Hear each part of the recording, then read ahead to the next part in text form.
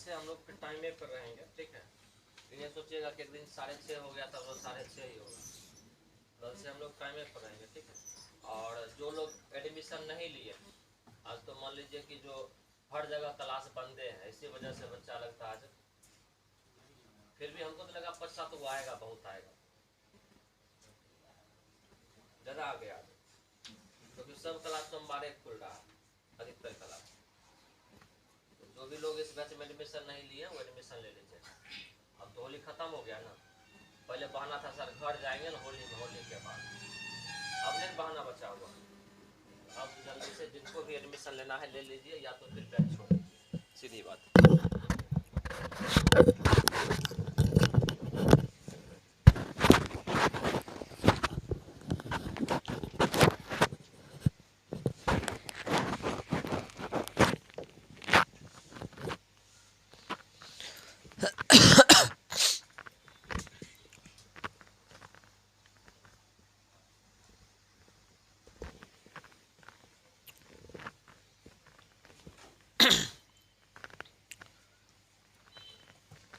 चलिए, यहाँ तक हम लोग पढ़ चुके थे, 6 सवाल तक हो चुका था और ये 7वां सवाल होगा। और 7वां सवाल देखिए हड़प्पा सभ्यता से जुड़ा हुआ है, और हड़प्पा सभ्यता या सिंधु सभ्यता से जुड़ा हुआ सवाल बीपीएससी भी पूछती है और दरोगा भी। यहाँ से हर बार सवाल देखने के लिए मिलता है, तो इसीलिए करके हम लास्ट में जब क्या बताएं कि सारा सवाल जब कर लेंगे प्रीवियस ईयर को, तब लास्ट में वो सारे इम्पोर्टेंट फैक्ट, इम्पोर्टेंट टॉपिक को भी करेंगे थ्रोली, जहाँ से सवाल बार बार पूछा जा रहा है, ठीक है। और ये ऑब्जर्वेशन आप लोग भी करिएगा कि किस टॉपिक से हर बार सवाल पूछा गया, ये ऑब्जर्वेशन आपको भी करना है, ठीक है साहब। चलिए, हम लोगों का पहला सवाल है कि निम्नलिखित में से कौन सी वस्तु हड़प्पा से प्राप्त नहीं हुई है। आंसर क्या हो जाएगा इसका? इसका आंसर हो जाएगा सूती वस्त्र। सूती वस्त्र, क्योंकि हड़प्पा से बर्तन भी प्राप्त हुआ है, यहाँ से गहने भी प्राप्त हुए हैं और ताम्र शीशा भी प्राप्त हुआ है, लेकिन सूती वस्त्र यहाँ से प्राप्त नहीं हुआ हड़प्पा से, ठीक है साहब। अब सूती वस्त्र कहाँ से प्राप्त हुआ है, कपास कहाँ से प्राप्त हुआ है, इन सारे चीज़ों को थोड़ा सा देख लेते हैं। और कौन सी वस्तु कहाँ से प्राप्त हुई, कई बार पूछेगा कि कहाँ की नर्तकी की जो मूर्ति है वो कहाँ से प्राप्त हुआ है, स्वास्तिक का चिन्ह कहाँ से प्राप्त हुआ, लिपस्टिक कहाँ से प्राप्त हुआ, और भी जो भी वस्तुएँ हैं, अन्नागार कहाँ से प्राप्त हुआ, स्नानागार कहाँ से प्राप्त हुआ, ये सारी चीज़ आपसे पूछ सकता है, ठीक है साहब। इसीलिए करके थोड़ा सा हम लोग देख लेते हैं जो इम्पोर्टेंट फैक्ट इससे जुड़ा हुआ है। सबसे पहला नंबर तो इसका आंसर क्या आ जाता? सूती वस्त्र। इसका आंसर हो जाता है सूती वस्त्र। अब देखिए, क्योंकि आंसर सूती वस्त्र इसलिए हुआ क्योंकि हड़प्पा में सूती वस्त्र नहीं मिला है, तो आखिर सूती वस्त्र कहाँ से मिला? क्योंकि सूती वस्त्र किससे बनता? कपास से मिलता। तो हम लोग थोड़ा सा पहले कपास के बारे में जानेंगे। कपास की खेती सर्वप्रथम भारत में शुरू हुआ है, इसीलिए करके अगर पूछा जाए कि कपास का जन्मदाता देश या कपास का जनक देश किसे कहा जाता है, तो याद रखिएगा किसको? भारत को, ठीक है ना। भारत में सर्वप्रथम हड़प्पावासी शुरू किया था। कपास की खेती को सबसे पहले कौन शुरू किया था? हड़प्पावासी। कौन शुरू किया था? हड़प्पावासी। देखिए, हड़प्पा के लोग कपास को शुरू किया था, लेकिन सूती वस्त्र को ये प्रयोग नहीं कर रहा था, जबकि कपास की खेती ये कर रहा था। हम लोगों को इसलिए देखिए सवाल पूछने की प्रकृति यही थी, क्योंकि लोग पढ़ के ये जाता कि कपास की खेती जो शुरू हुई हड़प्पा से शुरू हुई, तो उसके मन में ये बैठ जाता कि हड़प्पा से जब शुरू हुई कपास की खेती, इसका मतलब सूती वस्त्र भी वहीं से हुआ होगा, लेकिन ऐसी बात नहीं है, सूती वस्त्र वहाँ से नहीं। हड़प्पावासी लोहा का प्रयोग करना नहीं जानते थे। हड़प्पावासी जो थे वो लोहा का प्रयोग करना नहीं जानते थे। चांदी का प्रयोग सर्वप्रथम हड़प्पावासी ने शुरू किया था। चांदी का प्रयोग सर्वप्रथम हड़प्पावासी, लोहा का प्रयोग ये नहीं जानता था, जबकि चांदी का प्रयोग पहले कौन किया था? हड़प्पावासी ही किया था, ठीक है साहब। तो याद रखना कि कपास की खेती कहाँ से शुरू हुई? हड़प्पा से शुरू हुई, सर्वप्रथम भारत से ही शुरू हुई। लोहा का प्रयोग करना हड़प्पावासी लोग नहीं जानते थे, जबकि उन्होंने चांदी का प्रयोग करना जाना था, ठीक है साहब। सर्वप्रथम चांदी का प्रयोग हड़प्पावासी ही किया था। क्लियर है? चलिए, अब देखते हैं हम लोग कुछ वहाँ का जो महत्वपूर्ण नगर था, और उस नगर से कौन सा चीज़ें कहाँ से मिला और इसकी खोज कौन किया, और ये किस नदी के किनारे। आप देखिए कि जो भी सभ्यता, चाहे वो मेसोपोटामिया की सभ्यता हो, चाहे भारत की सभ्यता में सिंधु सभ्यता, जो भी सभ्यताएं हो, सारे सभ्यता आप देखिएगा कि कहीं ना कहीं किसी न किसी नदी के किनारे ही इस सभ्यता का विकास हुआ है। इसका रीजन क्या है कि किसी न किसी नदी के किनारे, आप देखिए सिंधु सभ्यता, डजला फरात नदी के किनारे मेसोपोटामिया की सभ्यता है ना, तो कहीं ना कहीं आप जो भी मानव सभ्यता है वो मानव सभ्यता हमेशा जो शुरू हुआ किसी न किसी नदी के किनारे ही शुरू हुआ है। इसका रीजन क्या है? इसका रीजन ये है कि पहले मानव इतना विकसित नहीं था जितना आज है, तो उसका जो पूरा जीवन था ना, पूरा जीवन, स्टार्टिंग की बात कर रहे हैं जिस समय आदि मानव हुआ करते थे, तो उनका पूरा जीवन जो था वो दो ही चीज़ों पर निर्भर हुआ करता था। उनका जो भोजन जो था, उनका जीवन यापन जो था, दो चीज़ों पर। एक, सबसे पहले तो वो जंगली जानवर को मार करके खाते थे। दूसरी बात है, थोड़ा सा जब इनमें सभ्यता आ गई ना, पाषाण काल आया, तो ये खेती करना शुरू किए। अब देखिए कि जानवर को ये मार के खाते थे, तो जानवर इनको कहाँ मिल सकता है? जंगल में मिल सकता है। तो जंगल में जानवर तो मिल जाएगा, क्या जंगल में इनको पीने के लिए पानी मिलेगा? क्या नहीं मिलेगा? नहीं मिलेगा ना। इसी वजह से अब देखिए, एक चीज़ें जंगल में मिल रहा है, दूसरी चीज़ें नहीं मिल रहा है। लेकिन जंगल के आसपास में जो नदियां हैं, अगर वहां पर मानव निवास करता है, तो आपको लगता नहीं है कि जानवर भी पानी पीने के लिए उस नदी के किनारे आएगा? तो वहां पर अगर वो मानव सभ्यता बसता है, मानव वहां रहता है, तो उसे पीने के लिए पानी भी मिल जाएगा नदी के किनारे। दूसरी बात, उसको जानवर जो पानी पीने के लिए आएगा उसका भी शिकार आराम से वो कर सकता है। इसी वजह से जो भी सभ्यताएं आप देखते हैं, मानव सभ्यता शुरू में, क्योंकि हम लोग अविकसित थे, विकसित नहीं थे, उतनी समझ नहीं थी, इसी वजह से जानवर को मार के खाने के लिए और पानी हमें उपलब्ध हो जाए, इसके लिए हम लोग नदी के किनारे ही क्या कर गए? बस गए। मानव की सभ्यता वहीं से बसना शुरू हो गया। इसीलिए करके जो भी सभ्यता, हड़प्पा देखिए, लोथल देखिए, जो भी है, चाहे दुनिया की जो भी सभ्यताएं हैं, वो हमेशा नदी के किनारे ही बसा है। ऐसा नहीं, बाद में जाकर के हम लोग खेती करना भी जब शुरू किए, तो अभी के जैसा पंपिंग सेट तो नहीं होता होगा, तो अगर वो खेती करना भी शुरू किया तो वो नदी के किनारे ही शुरू किया, क्योंकि पानी की उपलब्धता जो है सबसे अधिक कहाँ होगी? नदी के किनारे, क्योंकि उस समय तो पंपिंग सेट या चापाकल या और भी व्यवस्थाएं तो थी नहीं, कुआं वगैरह, नलकूप वगैरह, तो उसको खेती के लिए भी पानी चाहिए, तो वो नदी के किनारे। नहीं तो नदी से अगर बहुत ज़्यादा दूर अगर वो खेती करेगा तो क्या पानी वो पहुंचा पाएगा? क्या? तब एक ही चीज़ हो सकता है कि वो वर्षा पर ही डिपेंड रहेगा खेती, समझ रहे? इसी वजह से मानव का जो विकास हुआ है, क्योंकि मानव का उस समय का जीवन नदियों के इर्द गिर्द ही घूमता था, इसी वजह से जो भी सभ्यताओं का विकास हुआ वो नदियों के किनारे हुआ। इसी वजह से आप देखिएगा कि कई जो मानवीय सभ्यता हैं, जो नए उस समय क्या कहते हैं, शहर जो बसा था, उसके बारे में पूछा जाता है कि ये शहर, ये नगर किस नदियों के किनारे है, समझ रहे? इस तरह की सवाल है। तो थोड़ा सा हम लोग देख लेते हैं कि कौन सा शहर कहाँ अवस्थित था। सबसे पहले मोहनजोदड़ो। मोहनजोदड़ो का खोज कौन किया था? तो याद रखिएगा, रखाल दास बनर्जी। कौन किए थे? रखाल दास बनर्जी किए थे। कब किए थे? 1922 में। कब किए थे? 1922 में। इसका जो विस्तार था सिंधु नदी के किनारे पाकिस्तान का जो सिंध प्रांत का लड़काना जिला में, ठीक है, जो वर्तमान पाकिस्तान का सिंध प्रांत मतलब उसका राज्य, और सिंध प्रांत का जो एक जिला है, जिस जिला का नाम है लड़काना जिला।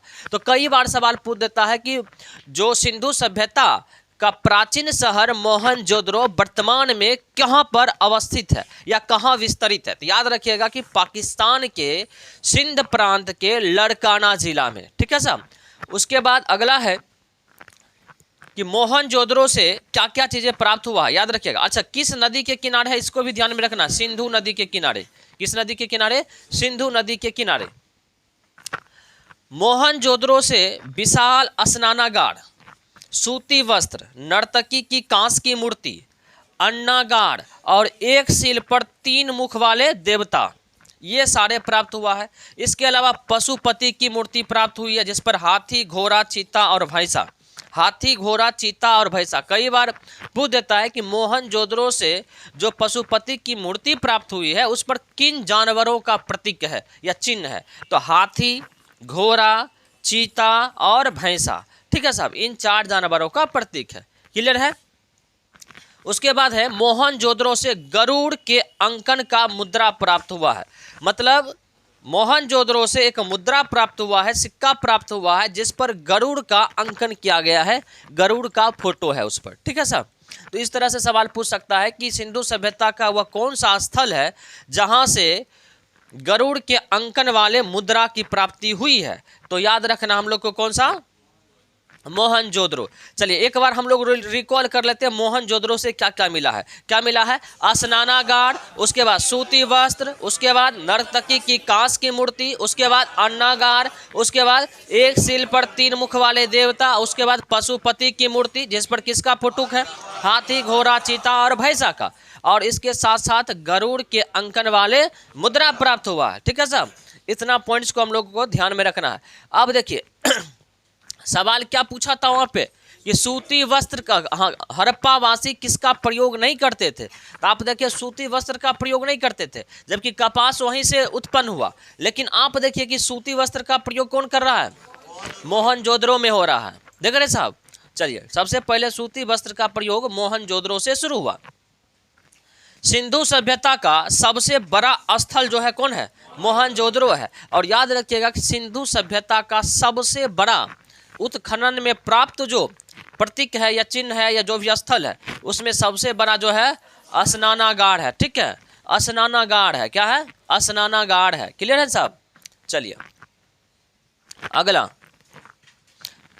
अगला है, ये सब बीपीएससी वाले में भी करवाए हैं, है ना।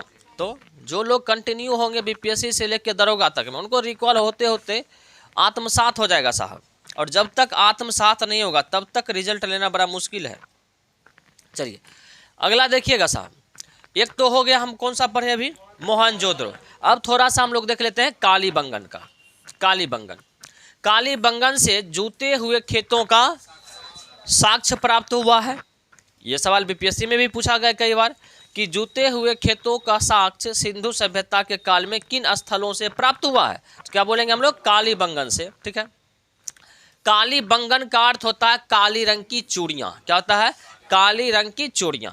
चलिए इसकी खोज जो किए थे बीबी लाल और बीके थावर 1961 में किए थे। बीबी लाल, अभी बीबी लाल की हाल ही में मृत्यु भी हुई है। ठीक है साहब, हाल ही में बीबी लाल की मृत्यु भी हो गई है। चलिए अब देखिए कालीबंगन की बात आई तो कालीबंगन का जो विस्तार है घग्घर नदी के किनारे, कहाँ है, घग्घर नदी के किनारे राजस्थान का हनुमानगढ़ जिला, राजस्थान का हनुमानगढ़ जिला। क्लियर है साहब, राजस्थान का हनुमानगढ़ जिला। जबकि मोहनजोदड़ो कहाँ बताए थे, पाकिस्तान के सिंध प्रांत के लड़काना जिला। और किस नदी के किनारे, सिंधु नदी के किनारे। देखिए जो लोग जितना रिकॉल कर लेंगे, हम दोबारा क्यों बुलवा रहे हैं, इसी वजह से जितना रिकॉल करिएगा उतना आपके दिमाग में आएगा। चलिए साहब, अब यहाँ से क्या क्या प्राप्त हुआ है देखिए, अग्निकुंड प्राप्त हुआ है, नक्काशीदार ईंट प्राप्त हुआ, मतलब डिजाइन वाला ईंट। ठीक है, जूते हुए खेत, घोड़े के अस्थि पंजर प्राप्त हुए साहब। यहाँ से ये सारी चीजें कालीबंगन से प्राप्त हुआ है। उसके बाद नेक्स्ट देख लेते हैं धौलावीरा। धौलावीरा का खोज जो है जेपी जोशी, कौन किया है, जेपी जोशी 1967 से 68 में, और इसके बाद रविंद्र बिष्ट 1990 से 91 में। तो रविंद्र बिष्ट या दोनों का नाम कई बार पूछा भी गया है। ठीक है साहब, तो कई बार बीपीएससी दोनों का नाम दे देता है, हम लोग क्या करते हैं एक मार के निकल लेते हैं और फिर गलत हो जाता है। तो दोनों का ध्यान में रखना है, जेपी जोशी और रविंद्र बिष्ट। चलिए धौलावीरा का जो विस्तार है लूनी नदी के किनारे गुजरात के कच्छ, स्पेलिंग मिस्टेक है, कच्छ जिला में, गुजरात के कच्छ जिला में। तो लूनी नदी के किनारे गुजरात के कच्छ में। मोहनजोदड़ो कहाँ था, सिंधु नदी के किनारे पाकिस्तान के सिंध के लड़काना जिला में।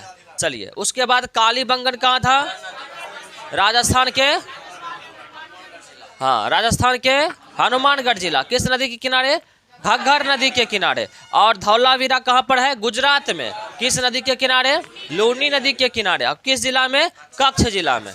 चलिए नेक्स्ट देख लेते हैं हम लोग।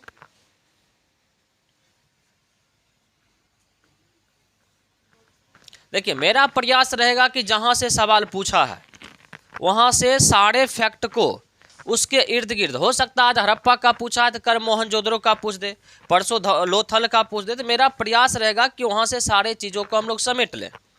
चलिए अगला है लोथल। लोथल का खोज कौन किया, रंगनाथ राव। कौन, रंगनाथ राव किया।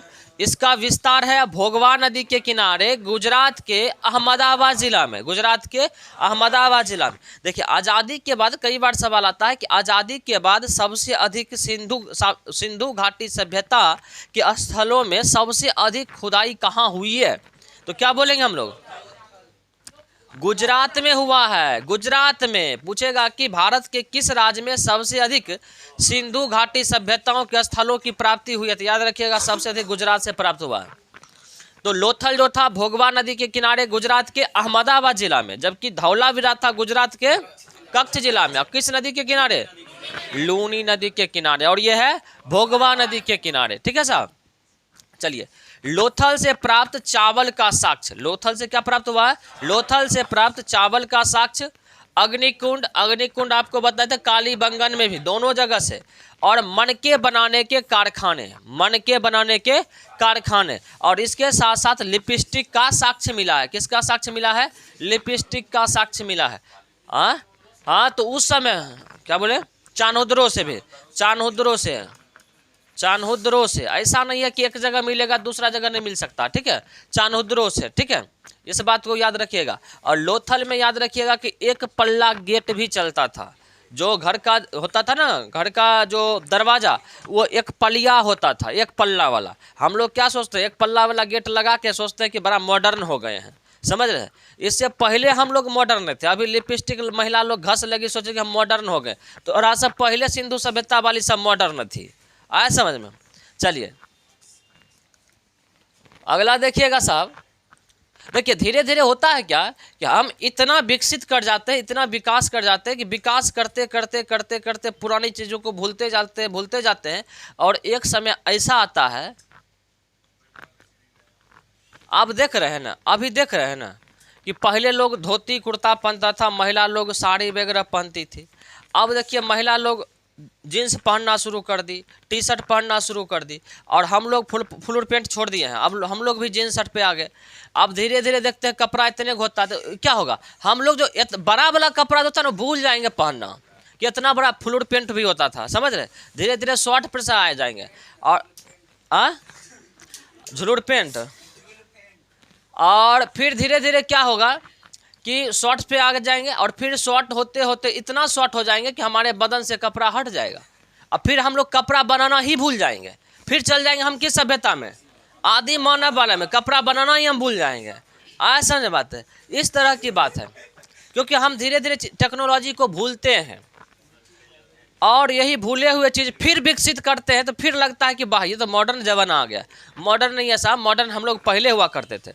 आज से 15-20 साल पहले का जो घर बना हुआ होगा, 25 साल पहले, आप देखिए कि 2 पल्ला वाला गेट होता था ना। अब एक पल्ला हो गया तो लोग सोचता कि एकदम नया डिजाइन आ गया, एक पल्ला का गेट होता है, बढ़िया होता है, समझ रहे? एक पल्ला गेट सिंधु सभ्यता वाले लोग लगाते थे, हम लोग भूल गए थे एक पलिया गेट, फिर से लगाने लगे 2 पलिया गेट। अब फिर से याद आ गया कि एक पलियो गेट होगा, तो फिर से एक पलिया गेट को विकास करके बना लिए। तो लगता है क्या जो हम लोग विकास कर गए, विकास और क्या करेंगे, है कि नहीं? चलिए अगला देखिएगा साहब। लोथल में सिंधु नदी सभ्यता का प्रसिद्ध गोदीबारा बंदरगाह स्थित है। गोदीबारा बंदरगाह याद रखिएगा, गुजरात के लोथल में एक बंदरगाह है जो है कौन सा? गोदीबारा बंदरगाह, जहां से कई प्रकार के यूरोपियन साक्ष्य भी बाद में जाकर के मिला है, जिससे पता चलता है कि यूरोपीय और भारतों के साथ पहले से भी व्यापारिक संबंध था। चलिए सिंधु सभ्यता का सबसे पूर्वी स्थल कौन है? आलमगीरपुर। और किस नदी के किनारे? हिंडन नदी के किनारे। और सबसे पश्चिमी जो है सूतका गेंडोर। कौन है? सूतका गेंडोर, बलूचिस्तान। बलूचिस्तान लिखा गया, बलूचिस्तान। ये किस नदी के किनारे? दास्क नदी के किनारे। सबसे उत्तर में कौन है? मांदा। जम्मू कश्मीर में किस नदी के किनारे? चिनाब नदी के किनारे। और सबसे दक्षिण में दायमाबाद, महाराष्ट्र में गोदावरी नदी के किनारे। तो इसको ध्यान में रखना है साहब इस प्रकार से। सबसे पूर्व में कौन सा है? आलमगीरपुर। आलमगीरपुर ये किस नदी के किनारे? हिंडन नदी के किनारे। अब पड़ जाता है ये मेरठ में। कहाँ पड़ता है? मेरठ, उत्तर प्रदेश। सबसे पश्चिम में बताइए? सूतका गेंडोर। ये किस? दास्क नदी के किनारे। कहाँ है ये? बलूचिस्तान में। याद रखिएगा, इस तरह से ग्राफ बना करके तो ध्यान में रहेगा। ऊपर में है मांदा, मांदा है। और ये किस नदी के किनारे? चिनाब नदी के किनारे, और ये जम्मू एंड कश्मीर में। और सबसे दक्षिण में चलाइए तो दाइमाबाद, कौन है? दाइमाबाद। और दाइमाबाद ये महाराष्ट्र में, और किस नदी के किनारे? गोदावरी नदी के किनारे महाराष्ट्र में। ठीक है साहब, महाराष्ट्र में। तो इसको याद रखिएगा, सिंधु सभ्यता जो था इतना दूर तक विकसित था, मतलब बलूचिस्तान से लेकर के यूपी तक, और इधर से जम्मू कश्मीर से लेकर के गोदावरी नदी तक, यहाँ तक सिंधु सभ्यताएं विकसित था। ठीक है साहब, इस बात को ध्यान में रखना है। चलिए कई बार यहाँ से पूछ देता, सबसे पूर्वी, सबसे पश्चिमी, उत्तरी, दक्षिणी, कई बार पूछा गया साहब। चलिए अगला, कृष्णदेव राय ने अपनी माता के नाम पर विजयनगर के समीप किस उपनगर को स्थापित किया? ये अभी बीपीएससी में भी पूछा गया साहब, पूछा गया ना 68वीं वाले में, ये सवाल यहाँ से पूछा गया है। तो इसका मतलब है कि बीपीएससी भी पूछ रहा है, दरोगा भी पूछ रहा है, तो इसका मतलब है कि कृष्णदेव राय इंपॉर्टेंट है, तभी तो पूछ रहा है साहब हर बार। चलिए, तो इसका आंसर क्या हो जाएगा?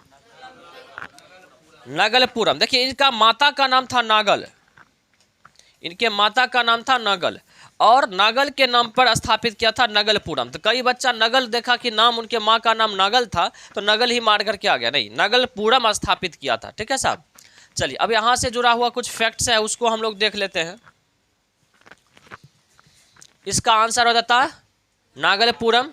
चलिए, कृष्णदेव राय का संबंध तुलुव वंश से था। सबसे पहला सवाल तो यही पूछा जा सकता है कि कृष्णदेव राय का संबंध किस वंश से था, तो याद रखिएगा तुलुव वंश। और तुलुव वंश जो था किस साम्राज्य पे स्थापित ये वंश था, बताइए?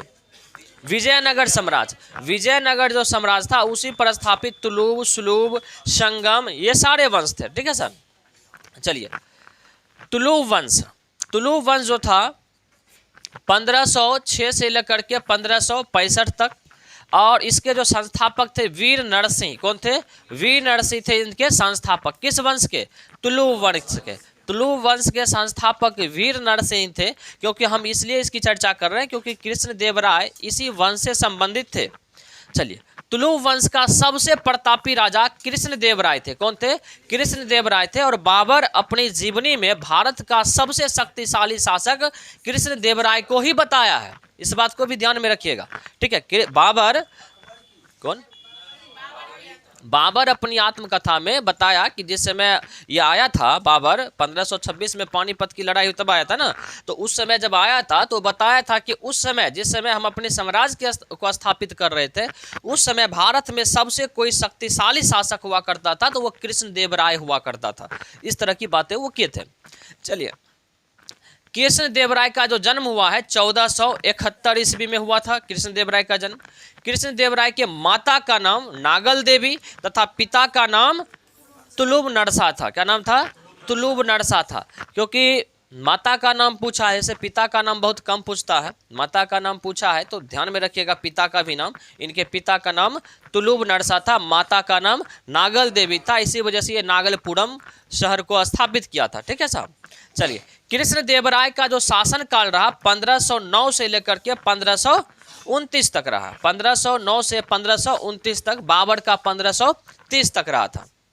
चलिए, इनकी मृत्यु 1529 में हो गई। ठीक है साहब, 1529 में इनकी मृत्यु हो जाती है।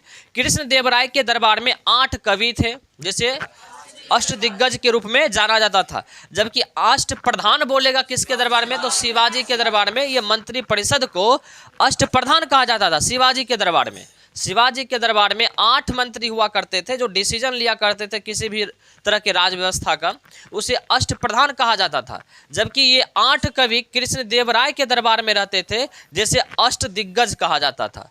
ठीक है साहब, इस पॉइंट को ध्यान में रखेंगे। इनके शासन काल को तेलुगु साहित्य का क्लासिक युग कहा जाता है। क्या कहा जाता है? क्लासिक युग। इनके शासन काल को तेलुगु साहित्य का क्लासिक युग कहा जाता है। इस बात को भी ध्यान में रखिएगा क्योंकि उस समय तेलुगु साहित्य पर सबसे अधिक इन्होंने फोकस किया था, उसको बढ़ावा दिया था। चलिए साहब, अगला है नेक्स्ट फैक्ट्स। कृष्णदेव राय आमुक्त माल्याद एवं संस्कृत में जामवती कल्याणम की रचना किया था। कई बार पूछ सकता है कि हाँ ये पूछा जाएगा, हाँ आमुक्त माल्याद की रचना किनके द्वारा किया गया है, क्या बोलेंगे हम लोग, कृष्णदेवराय के द्वारा किया गया। और इसके साथ साथ जामवती कल्याणम ये भी कृष्णदेवराय के द्वारा। इसके अलावा कृष्णदेवराय हजारा एवं विट्ठल स्वामी मंदिर का निर्माण करवाया था। इसको भी ध्यान में रखेंगे कि हजारा और विट्ठल स्वामी मंदिर का निर्माण किनके द्वारा किया गया, तो कृष्णदेवराय के द्वारा। कृष्णदेवराय के दरबार में 1515 में पुर्तगाली यात्री डोमिंग पायस एवं बारबोसा आया था। कौन आया था, बारबोसा और डोमिंग पायस। कई बार पूछा जाता है कि निकोल कोंटी किसके दरबार में आया था, उसके बाद पूछा जाएगा कि कृष्णदेवराय के दरबार में कौन आया था। तो ये सारे बात हम लोग याद रखेंगे जो विदेशी यात्री है। और आप देखिए कि जो प्राचीन काल में जो भी विदेशी यात्री आया, चाहे वो मेगास्थनीज आया या जो भी ह्वेनसांग आया, जो भी आया, उससे एक ना एक सवाल निकाल करके वो डालता है। तो ध्यान में रखना है ये कि कृष्णदेवराय के दरबार में 1515 में पुर्तगाली यात्री था जिसका नाम था डोमिंग पायस और बारबोसा, ये आए थे। ठीक है साहब। कृष्णदेवराय आंध्र भोज, अभिनव भोज एवं आंध्र पितामह की उपाधि धारण की थी। आंध्र पितामह की उपाधि धारण की थी, क्योंकि मेरा प्रयास ये है कि कृष्णदेवराय से सवाल पूछा तो उनके इर्द गिर्द घूमने वाले जितने भी सवाल है उसको एक साथ हम लोग कलेक्ट कर ले। चलिए, तुलु वंश का जो अंतिम शासक था कौन था, सदाशिव था।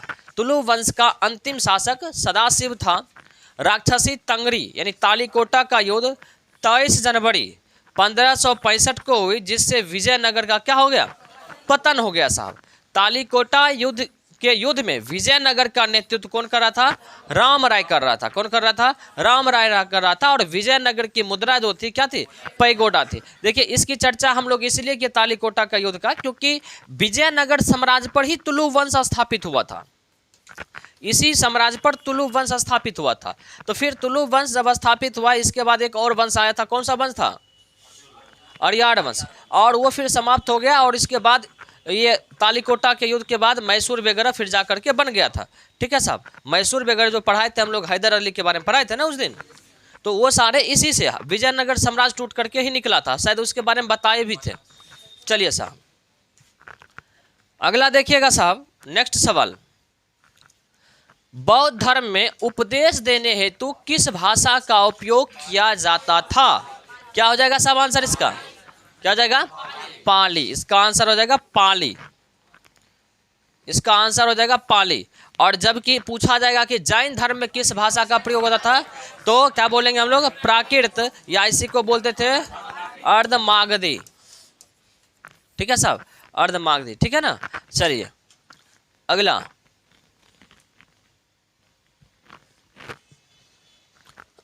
क्योंकि पाली भाषा पूछा है, बौद्ध धर्म से जुड़ा हुआ था, तो हम लोग थोड़ा सा बौद्ध धर्म को भी कलेक्ट कर लेते हैं यहाँ से, जो इंपॉर्टेंट इफेक्ट है। क्योंकि यहाँ से अगर भाषा के बारे में पूछा है तो हो सकता है कि बौद्ध धर्म से जुड़ा हुआ दूसरा भी चीज़ यहाँ से पूछ सकता है। चलिए साहब, अब पूछबे करेगा, क्या पूछेगा बताइए, कहाँ से पूछेगा? इतिहास अगर पूछना चाहेगा तो इतिहास से न पूछेगा, भविष्य तो नहीं न पूछ देगा। अब चलिए, बौद्ध धर्म का संस्थापक कौन, गौतम बुद्ध। इनके बचपन का क्या नाम था, सिद्धार्थ। और इन्हें एशिया का ज्योतिपुंज, या इंग्लिश में कहते हैं लाइट ऑफ एशिया के नाम से इन्हें जाना जाता है। इनका जन्म जो हुआ था 563 ईसा पूर्व कपिलवस्तु के लुम्बिनी में, जो वर्तमान में अब कहाँ पड़ता है, नेपाल में पड़ता है। ठीक है साहब, कपिलवस्तु के लुम्बिनी में 563 ईसा पूर्व। जबकि महावीर की जन्म पूछेगा तो 540 ईसा पूर्व, 540 ईसा पूर्व। अगर आपको पूछा जाएगा कि किनका जन्म पहले हुआ तो क्या बोलेंगे लोग,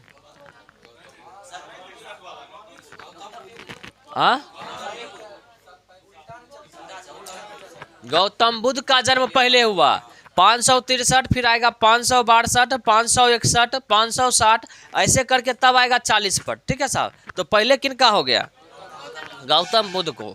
ठीक है साहब, ईसा पूर्व है तो उल्टा चलेगा। चलिए, इनके माता का जो नाम था माया देवी, इनके माता का नाम माया देवी था। लेकिन इनके जन्म के 7वें दिन ही इनकी माँ की मृत्यु हो जाती है। जब माँ की मृत्यु हो जाती है तब इनका लालन पालन जो करती है इनकी मौसी और सौतेली माता, मौसी भी हैं और सौतेली माता बाद में जाकर के इनके पिता इनसे विवाह कर लिए थे, तो जिसके कारण ये सौतेली माँ हो गई और मौसी भी हुई, जिनका नाम था प्रजापति गौतमी।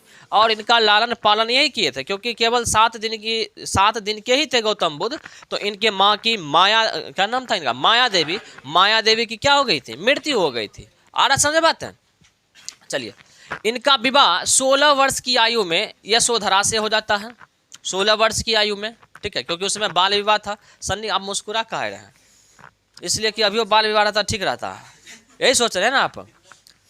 हताश हो गया जो बोले 16 वर्ष हो जा कि बाप रे 20 वर्ष हो गया अभी तक नहीं हुआ, उतना नहीं सोचना है, समझे ना।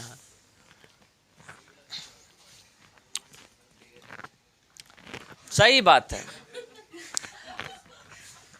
क्योंकि देखिए ना 16 वर्ष में किया तो क्या हुआ, इनका घर छोड़ना पड़ा, घर छोड़ना पड़ा ना, तो इसीलिए। अच्छा, 16 वर्ष की आयु में यशोधरा से इनका शादी हुआ और इनका एक पुत्र हुआ, जिनका क्या नाम था, राहुल था। क्योंकि बिल्कुल शॉर्ट में हम लोग नोट्स को तैयार कर रहे हैं, ताकि फैक्ट हमारे पास आ जाए, कनेक्टिंग वर्ड थोड़ा कम रहे। चलिए, इनके गुरु का नाम था अलाड़ कलाम और रुद्रक रामपुत्र। कौन थे, रुद्रक रामपुत्र, ठीक है। आध्यात्मिक गुरु पूछेगा तो रुद्रक रामपुत्र। चलिए, इन्हें ज्ञान की प्राप्ति वैशाख के पूर्णिमा के दिन निरंजना नदी के किनारे पीपल वृक्ष के नीचे हुआ था। इनको ज्ञान की प्राप्ति कहाँ हुआ था, वैशाख के पूर्णिमा के दिन, ठीक है। निरंजना नदी को अब किस नाम से जानते हैं, फल्गु नदी। कौन सा, फल्गु नदी, जहाँ पर गया अवस्थित है। गया का जो बोधि मंदिर है वो फल्गु नदी के किनारे ही अवस्थित है, ठीक है साहब। और वहीं पर इनको ज्ञान की प्राप्ति हुई थी, और वही नदी अब फल्गु नदी कहलाती है। और जिस जगह पर इन्हें ज्ञान की प्राप्ति हुई वो कहलाता है बोध गया। क्या कहलाता है, बोध गया कहलाता है। एक बार सवाल पूछा गया था कि निम्नलिखित में से वह कौन से व्यक्ति हैं जिनका जन्म, ज्ञान की प्राप्ति और मृत्यु तीनों एक दिन ही हुआ। तो याद रखिएगा, गौतम बुद्ध का जन्म भी जो हुआ था वो वैशाख के पूर्णिमा के दिन, इन्हें ज्ञान भी प्राप्त हुआ था वैशाख के पूर्णिमा के दिन, और इनका महापरिनिर्वाण यानी मृत्यु भी जो हुआ था वो कहाँ हुआ था, वैशाख के पूर्णिमा के दिन। ऐसा में बात है साहब, तो इस बात को ध्यान में रखिएगा। चलिए, उसके बाद देखिएगा कि यहाँ से जो बौद्ध धर्म है, बौद्ध धर्म की 3 ग्रंथ जो है वो महत्वपूर्ण है, जहां से सवाल पूछा जाता है। तो इसमें त्रिपिटक है। क्या है, त्रिपिटक पुस्तक है, यानी 3 पिटक का मतलब, त्रि मतलब 3, पिटक मतलब पुस्तक। 3 पुस्तक है जो इनके धार्मिक अनुष्ठान और उपदेशों का वर्णन करता है। जिसमें पहला है विनय पिटक। कौन है, विनय पिटक। यह बौद्ध धर्म के नियमों का वर्णन है, बौद्ध धर्म का नियम, क्योंकि हर धर्म में कोई ना कोई नियम कानून हुआ करता है। तो इसमें जो बौद्ध धर्म का नियम कानून है वो किसमें वर्णित है, विनय पिटक में। किसमें वर्णित है, विनय पिटक में। सुत्त पिटक में धार्मिक वचनों का संग्रह किया गया है। धार्मिक वचनों का जो प्रवचन होता है उन प्रवचनों का क्या किया गया है, संग्रह किया गया है। जबकि विनय पिटक में क्या था, बौद्ध धर्म के नियमों का, नियम कानून जो भी है धार्मिक नियम, उनका वर्णन किया गया है। जबकि अभिधम्म पिटक में बौद्ध दर्शनों का वर्णन किया गया, ठीक है साहब। चलिए, अब देखिए कुछ शब्द ऐसा है जहां से पूछा जाता है सवाल, और क्योंकि बौद्ध धर्म में अलग अलग कर्मकांडों को अलग अलग नाम से जाना गया है। जैसे कि गौतम बुद्ध जब वो घर को छोड़े थे तो उनके गृह त्याग को कहा गया क्या, महाभिनिष्क्रमण। क्या कहा गया, महाभिनिष्क्रमण, ठीक है। इन्होंने प्रथम उपदेश दिया तो प्रथम उपदेश को कहा गया धर्म चक्र प्रवर्तन। क्या कहा गया, धर्म चक्र प्रवर्तन। तो गृह त्याग को क्या बोला गया, महाभिनिष्क्रमण। पहला उपदेश को धर्म चक्र प्रवर्तन। और इन्होंने पहला जो उपदेश दिया था वो सारनाथ में दिया था। कहाँ दिया था, सारनाथ में दिए थे, ठीक है सर। और इनकी मृत्यु, स्पेलिंग थोड़ा मिस्टेक है, इनकी मृत्यु को क्या कहा जाता है, महापरिनिर्वाण। क्या कहा जाता है, महापरिनिर्वाण। और इन्हें महापरिनिर्वाण जो हुआ था 483 ईसा पूर्व में, कहाँ हुआ था, कुशीनगर में। कहाँ हुआ था, कुशीनगर। ये कहाँ पड़ता है, यूपी में पड़ता है, ठीक है साहब, उत्तर प्रदेश में पड़ता है कुशीनगर। यहीं पर इनकी क्या हो गई थी, मृत्यु हो गई थी। जबकि महावीर का महापरिनिर्वाण कहाँ हुआ था, पावापुरी बिहार में, पावापुरी बिहार में, ठीक है साहब। हाँ, चलिए, उसके बाद है, और पार्श्वनाथ थे तेईसवें ना, जैन धर्म का, तो उनको कहाँ परिनिर्वाण प्राप्त हुआ था, वो कहाँ उनकी मृत्यु हुई थी।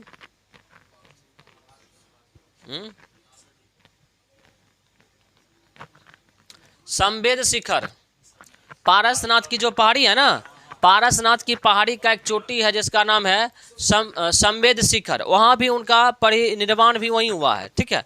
और 20 जैन धर्म के लगभग 20 अनुयायी ऐसे हैं जिनको परिनिर्वाण वहीं पे ही प्राप्त हुआ है। जो संवेद शिखर है झारखंड में, झारखंड का एक जिला है गिरिडीह जिला, उसी जिला में है उनका, ठीक है साहब। चलिए, वो तो जैन धर्म का है, जैन धर्म के बारे में जब पढ़ेंगे तो बता देंगे। चलिए नेक्स्ट देख लेते हैं। अब देखिए, हर धर्म में होता है क्या कि कुछ ना कुछ धार्मिक कुरीतियाँ होती है, कुछ ना कुछ धार्मिक कुरीतियाँ होती है। जैसे कि हिंदू धर्म में धार्मिक कुरीतियाँ है कि नहीं है ना, कि एक पत्थर दे करके भूत भगा देता है कि नहीं, जो भी ग्रह कष्ट है सब दूर कर देता है। हमारे धर्म में तो और भी एक से एक प्रकांड विद्वान है, एकदम प्रकांड विद्वान, जो आपको बोल देंगे एकदम सदा सत्य होगा। अब महिला लोग उसमें हाँ मिलाते रहेगी। आएंगे बाबा आएंगे, अरे तोरा देह पर बड़ा का ग्रह चढ़ल है। अब महिला बोलेगी, अरे बाप रे बाबा आप किसे जान गए, अरे वाह अब तो बड़ा अंतर्यामी बाबा है। हाँ अच्छा, तुम एक बार एक्सीडेंट होने से बचा था, भयंकर एक्सीडेंट से, मत पूछो, तुम तो मौत के मुंह में घुसल था, तोरा केना बचा है, तो घर वाला देवता तोरा देह पर चढ़ गया था, इसीलिए तुम बच गया। ओह, मनुष्य जीवन है, हम लोग सड़क पे चलते हैं, कभी कभी ऐसा हो जाता है। अजीब बाबा आप कैसे जान गए, बाप रे बाप, बाबा कहाँ से आए बाबा, कामाख्या से आए हैं, ऐसे हम बता देते हैं सबको। हम तो बता देंगे तोरा घर में खाए की बनल है, वो बता देंगे, समझ रहे हैं। अच्छा बाबा ठीक है। एक बार भयंकर तोहर तबियत खराब हुआ था, पानी पर पानी चढ़ रहा था तोरा, मत पूछो, तुम तो केवल चिन्हियो नहीं रहा था। जीवन में ऐसा होता है, मनुष्य हैं हम लोग, इतना ना खाद बीज वाला खाना खाते हैं तो तबियत कभी ना कभी सिर, अरे बाबा जान गया। हाँ कौन हॉस्पिटल में, तो यो बता देंगे, लेकिन अभी नहीं बताएंगे। हाँ हॉस्पिटलों बताए तो कहाँ भर्ती थी, अरे बाप रे बाप, बाबा अब उपाय कौन चीज है पहले बता। अरे उपाय अभी तोरा बताते ना, एगो तोरा घर में कोई जवान मारा था, याद करो। अब हर फैमिली में होता है ऐसा, दो तीन पीढ़ी जाइए, चाहे तो 2 पीढ़ी पीछे या वर्तमान में, तो कोई ना कोई ऐसा आता है कि बीमारी से किसी ना किसी वजह से जवान व्यक्ति, हाँ एकदम, इसीलिए तुम परेशान है। तो कैसे होगा बाबा, तो पत्थर लेगा 5100 में, तो फिर बाबा इस बार काम हो गया, अगला साल आएंगे तो बाबा को बढ़िया से धोती कुर्ता जो भी है वहाँ मान सम्मान, अभी तो 5100 लगेगा, बेसी नहीं लगेगा, समझ रहे हैं। और उसके बाद ये सारा कहानी बता करके 5100 ले लिया बेचारा और निकल गया, समझ रहे हैं, आए समझ में। तो अब देखिए कितना अंधविश्वास फैला हुआ। मनुष्य को सोचना चाहिए, कोई भी इंसान ऐसा है कि सड़क पे चलता हो और कभी ना कभी एक्सीडेंट से नहीं बचा हो। इस पूरे जीवन में ऐसा कभी है कि कभी आदमी बीमार नहीं पड़ा हो भयंकर रूप से, ऐसा है क्या? कोई भी ऐसा घर है जिसके घर में हमको लगता है कम हो बेश, अगर आप 1 पीढ़ी 2 पीढ़ी पीछे चले जाइए तो कोई ना किसी वजह से किसी ना किसी जवान व्यक्ति का मृत्यु होता है। ऐसा नहीं कि नहीं होता, आप देख लीजिए, कम हो बेश इक्का दुक्का छोड़ करके, हो सकता है रेयर केस में, भगवान करे ऐसा ना हो, लेकिन ऐसा हो जाता है। लेकिन बाबा ऐसा बात बता देते हैं, मेरे यहाँ वहाँ डेरा पे देखा बैनर लगा हुआ, देखा कि मास्टर, अभी की बात नहीं करते, अभी से 4 साल पहले की बात है, तो देखा कि तो लगता है कि नवयुवक है, पढ़ने लिखने वाला लड़का है, तो बोर्ड देखा कि लगा हुआ कि पढ़ाता है। अरे अरे अरे तोरा पर बाबू ग्रह बड़ा चढ़ल है, शनि चढ़ गया राहुल पे, और राहु मंगल पे उतर के छलंग मार है बृहस्पति पे, समझ रहे ना। आप बताओ, छलंग मार दिया है और कहाँ चढ़ गया बृहस्पति पर, बाबा काल बड़ा मंडराएगा तोरा पे। तो हम बोले बाबा तब उपाय की है बताइए, उपाय की है, तनी देर रुको ना, तनी दिन रुक गया तुम, अब बृहस्पति पर चढ़ गया और कहाँ उतर के फिर मंगल पे कूदा तो हो गया, बड़ा दिक्कत है भाई, समझ रहे हैं। तुम मेहनत बहुत करता है, पढ़ा के पढ़ रहा है, मेहनत बहुत करता है, लेकिन तुमको मेहनत जितना करता है उतना तुमको मिलता नहीं है। बोले बाबा बहुत सही बात है, एकदम सही बात बोल रहे बाबा। हाँ तो तुम कितबो मेहनत कर लेगा, लेकिन तोरा पर बोले नहीं कि बृहस्पति छलांग मार ले है, इसीलिए गड़बड़ा रहा है। तो बोले बाबा एक उपाय क्या? अरे एक उपाय चंद मिनट में हम खत्म कर देंगे, तुम बोलो अभी तुरंत हम देंगे, 2 पत्थर तुमको लेना पड़ेगा, अगले साल बाबा आएगा तो धोती कुर्ता पहनाना बाबा को, और 1 साल में तुम्हारा काम हो जाएगा, एकदम जगह पे पहुंच जाएगा, और बता देते तेरा नौकरी जो होगा ना बिहार पुलिस में होगा। हम बोले देहो देख कर बोलते बाबा कम से कम, हाँ क्या अंतर्यामी बाबा है, देहो देख करके कम से कम तो बोल देते हैं। बोले वाह बाबा बड़ा गजब गजब बोल दिए। तो हम बोले बाबा केना बुझा रहा बिहार पुलिस में, हम तो होमगार्डो जैसे में बुझा रहे हैं। अरे तुम चिंता मत करो, जो जितना भी है ना शारीरिक दुख मानसिक दुख सारा दूर हो जाएगा, कोई दिक्कत नहीं है। आया समझ में? हम बोले अच्छा बढ़िया बात है बाबा। तो पत्थर लेना पड़ेगा। तो सर बाबा पत्थर कितना पड़ेगा? तो एगो को पड़ेगा 2100 और एगो को पड़ेगा 5100। फिर 1 साल के बाद आएंगे ना तो तुम हमको वर्दी मिलेगा, बाबा को खुश कर देना धोती कुर्ता। बोले वाह बाबा वाह।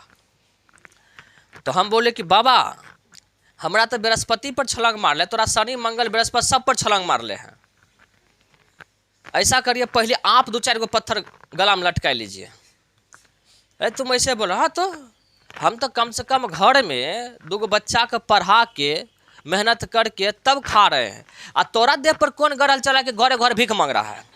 बाबा गए गरमा, अरे भीख मांग रहे हैं तो कौन ची मांग रहे हैं? घरे घर जा करके 5100 दीजिए, 1100 दीजिए, आटा दीजिए, गेहूँ। ये भीख मांगना नहीं है तो कौन ची हुआ? चंदन टीका लगा लेने से बाबा बन जाता है? हाँ तो पहले आप अपना घर उतार लीजिए जो घरे घर भीख मांग रहे हैं।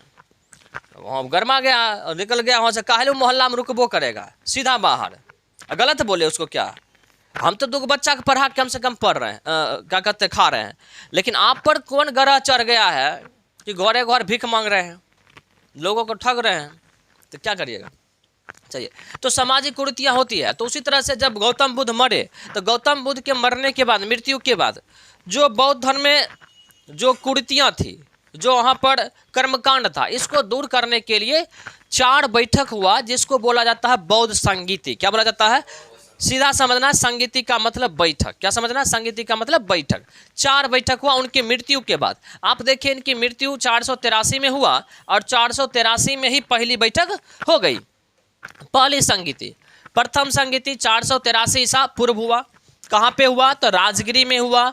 और इसके जो अध्यक्ष थे कौन थे? महाकश्यप थे। और किसके शासनकाल में? अजातशत्रु के शासनकाल में। और अजातशत्रु किस वंश के थे? हर्यंक वंश। कौन वंश? हर्यंक वंश। तो याद रखना, प्रथम बौद्ध संगीति 483 ईस्वी पूर्व में कहाँ पे हुआ था? राजगिरी में। किसकी अध्यक्षता में? महाकश्यप की अध्यक्षता में। और किनके शासनकाल में? अजातशत्रु। और किस वंश से थे ये? हर्यंक वंश से। क्लियर है? चलिए द्वितीय संगीति देखिए 100 वर्ष के बाद। 100 वर्ष के बाद 383 ईसा पूर्व कहाँ हुआ? वैशाली में। और किसकी अध्यक्षता में? सवाकामी की अध्यक्षता में। और किसके शासनकाल में? कालाशोक। किसके शासनकाल में? कालाशोक। और कालाशोक किस वंश से थे? शिशुनाग वंश। किस वंश से? शिशुनाग। ठीक है। इसका जो मूल नाम था काकवर्ण था। क्या नाम था? काकवर्ण। क्योंकि देखने में एकदम कौवा जैसा कार था, समझे ना, इसी वजह से इसका नाम था काकवर्ण। सही में ये दिखने में इतना काला था ना कि मत पूछिए। कहता था कि लोग ना डर जाता था इससे, इतना काला था। इसीलिए इसके पिताजी जो थे ना शिशुनाग, इनका नाम रख दिए थे काकवर्ण। जब ये फिर बाद में राजा बना, तब राजा बनने के बाद इन्होंने अपना नाम रखा कालाशोक। क्या रखा?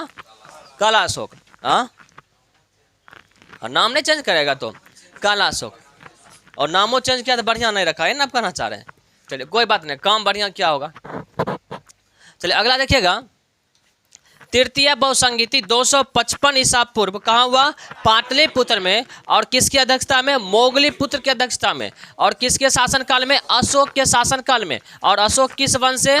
मौर्य वंश से। किस वंश से? मौर्य वंश से। चौथा देखिए 1 ईस्वी में हुआ था, प्रथम ईस्वी में, कई बार प्रथम ईस्वी दे देगा। प्रथम ईस्वी में कहाँ हुआ था? कुंडलवन। यह कहाँ पड़ता है? कश्मीर में पड़ता है। और इसकी अध्यक्षता कौन के थे? वसुमित्र या बोलेंगे अशुघोष, एक ही व्यक्ति हैं। ठीक है, वसुमित्र या अशुघोष एक ही व्यक्ति हैं। और कौन? ना ना ना ना, आप देखिएगा। चलिए उसके बाद देखिए कनिष्क। कनिष्क किस वंश से था? कुषाण वंश। किस वंश से? कुषाण वंश से। चलिए एक बार रिकॉल हम लोग कर लेते हैं। पहले अध्यक्षता कहाँ हुआ था? राजगिरी में। कब हुआ था?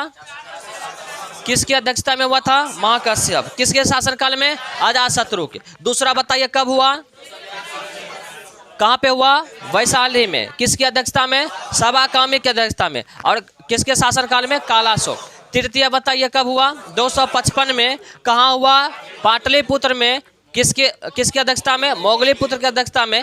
और किसके शासनकाल में? अशोक के शासनकाल में। चौथा बताइए प्रथम ईस्वी में। हाँ, प्रथम ईस्वी में कहाँ हुआ? कुंडल वन में। किसकी अध्यक्षता में? वसुमित्र की अध्यक्षता में। और किसके शासनकाल में? कनिष्क के शासनकाल में। क्लियर है साहब? चलिए, प्रथम संगीति के समय आनंद ने सूत पिटक, कपाली ने विनय पिटक का क्या था? पाठ का प्रयोग किया था। मतलब जब प्रथम संगीति हुआ था तो आनंद जो था इन्होंने सूत पिटक का जो है सो पाठ किया था, और कपाली जो था ना वो विनय पिटक का किया था। तो बताइए सूत पिटक में क्या बताए थे? अभी धार्मिक वचनों का संग्रह है, और विनय पिटक में धार्मिक नियमों का। चलिए, चतुर्थ बौद्ध संगीति के बाद बौद्ध धर्म हीनयान एवं महायान, हीनयान और महायान शाखा में क्या हो गया? विभाजित हो गया। ठीक है साहब, इतना पॉइंट याद रखेंगे, फिर जब बौद्ध धर्म मिलेगा तो और भी एक्स्ट्रा पॉइंट दे देंगे। बस बौद्ध धर्म क्या हो जाएगा आपका? क्लियर हो जाएगा। 2 सवाल में बौद्ध धर्म को हम लोग क्लियर कर देंगे। नेक्स्ट है हमारा, महात्मा गांधी के जीवनी के लेखक कौन थे? क्या हो जाएगा साहब आंसर इसका? महात्मा गांधी के जीवनी के लेखक कौन थे? तो डीजी तेंदुलकर। आंसर क्या हो जाएगा? डीजी तेंदुलकर। चलिए थोड़ा सा देख लेते हैं फैक्ट्स। चलिए, महात्मा गांधी के जीवनी के लेखक डीजी तेंदुलकर थे।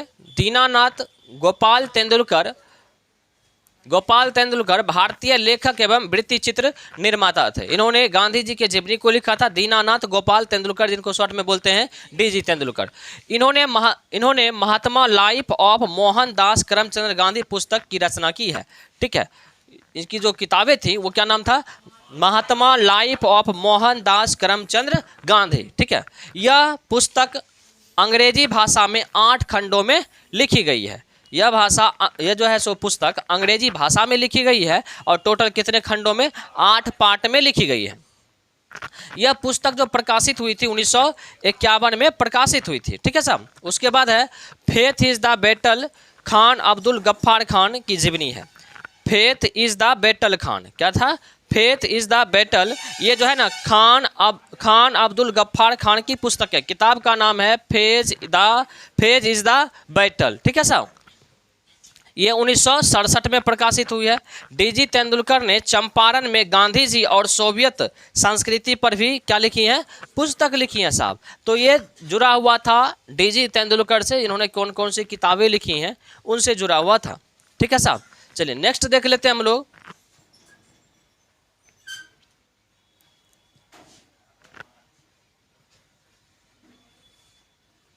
चलिए, जालियांवाला बाग की घटना कब घटी थी? 1919 में। चलिए साहब, 1919 में घटी थी। आपको पता था, बताए भी थे फर्स्ट डे शायद, जिस समय हम लोग असहयोग आंदोलन बता रहे थे कि हम लोग को आश्वासन दिया गया था प्रथम विश्व युद्ध के समय कि प्रथम विश्व युद्ध जो ही समाप्त होगा तो ब्रिटेन आश्वासन दिया था कि भारतीय हमें प्रथम विश्व युद्ध में साथ दें, मदद करें, और जो ही मदद करेंगे और हम प्रथम विश्व युद्ध जीतेंगे तो हम क्या करेंगे? भारत को डोमिनियन स्टेट्स घोषित कर देंगे।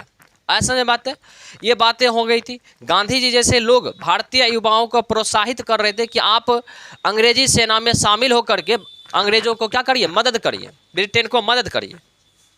इसीलिए करके गांधी जी को पता है कि भर्ती करने वाला सार्जेंट, भर्ती करने वाला दलाल और भर्ती करने वाला एजेंट कहा गया है। ठीक है, तो बाद में जब ब्रिटेन जीत जाता है प्रथम विश्व युद्ध तो हम लोग ये उम्मीद लगाए रखते हैं कि हमें लगता है कि डोमिनियन स्टेट्स हमें दे देगा, घोषित कर देगा।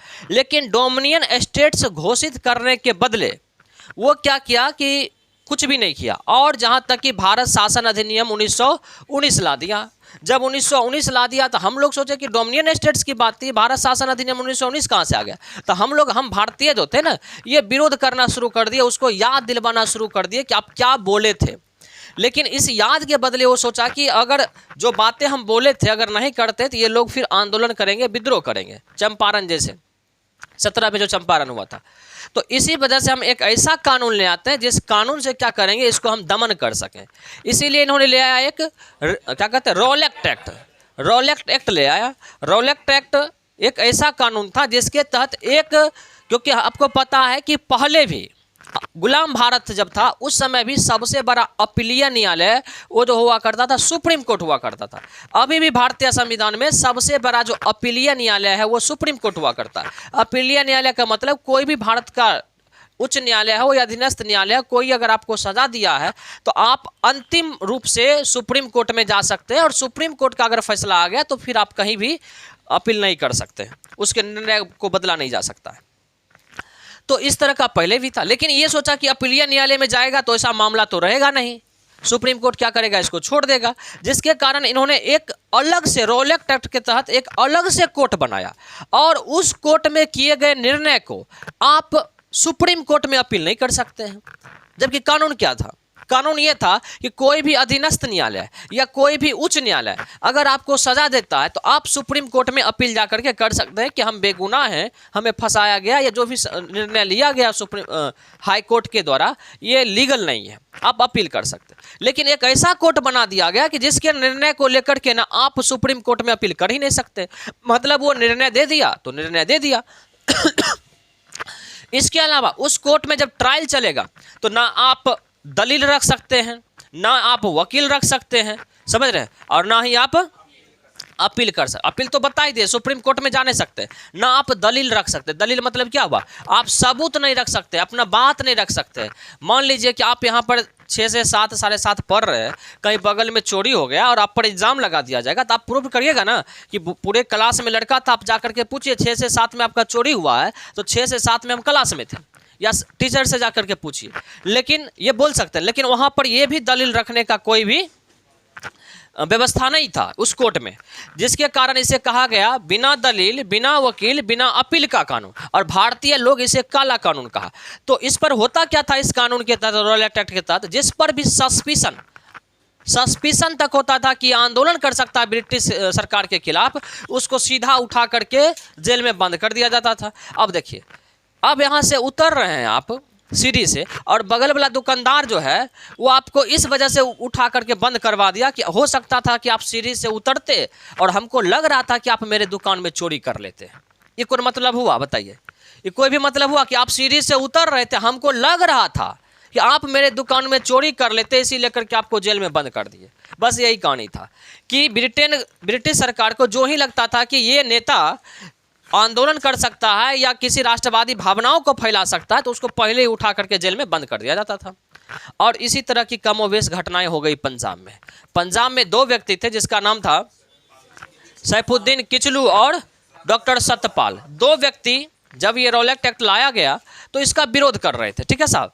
और इसका विरोध किस प्रकार से हो रहा था थोड़ा सा देख लेते हैं। जब इनका ये विरोध कर रहे थे तो विरोध का जो तारीख था वो 6 अप्रैल 1919 था।